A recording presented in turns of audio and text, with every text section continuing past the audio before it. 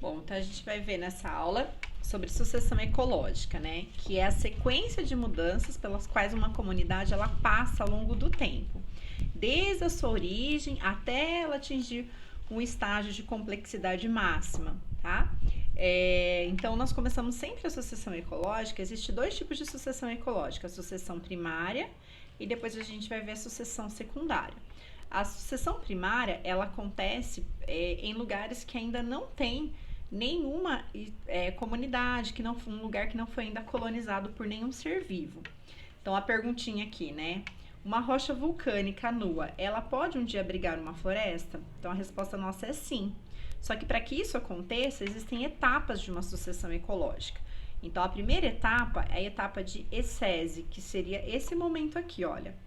Nesse momento, o que está acontecendo aqui? Nós temos o estabelecimento de algumas plantas, musgos, nós temos estabelecimento de líquens, e esse tipo de seres vivos, essa comunidade, ela faz com que altere, tá, o pH do solo, possibilitando o surgimento de novas espécies, que é a segunda etapa. Essa segunda etapa é chamada de série.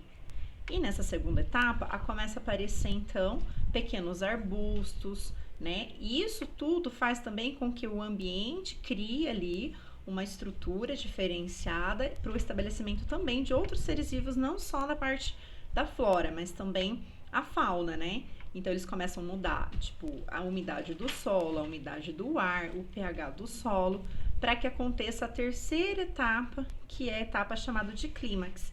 Nessa terceira etapa, a gente tem a chamada de clímax e a gente tem uma complexidade. Nós começamos a ter árvores de grande porte, de lugar mais sombreado. Então, cada etapa depende de outra. E a gente chama isso de sucessão primária porque era uma rocha nua, né, que não tinha estabelecimento de nenhuma comunidade, nenhum ser vivo, e aos poucos vão passando por essas etapas. Então, a primeira etapa nós chamamos de ecese, a segunda de série e a terceira de clímax, né? Quando chega nessa fase de clímax aqui, nós temos aqui uma situação que é chamada de PPL, que se chama produtividade primária líquida. O que seria isso, essa produtividade primária líquida? Ela corresponde à matéria orgânica produzida em gramas durante um certo período, né, numa determinada área ambiental. E aí, quando a gente desconta a quantidade que ela consome, ela produz uma quantidade orgânica bruta, que nós chamamos de ppb, tá? O que sobra desse lugar, nós chamamos, então, de substância orgânica de ppl.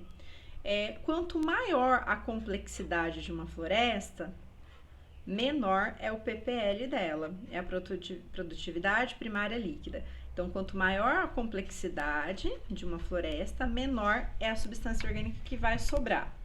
E aí existe uma razão para isso, existe uma razão que é chamada de P barra R igual a 1, ou seja, o que ela produz, ela consome. Então, o P de produção e o R de consumo. E aí estabelece uma relação igual a 1, certo?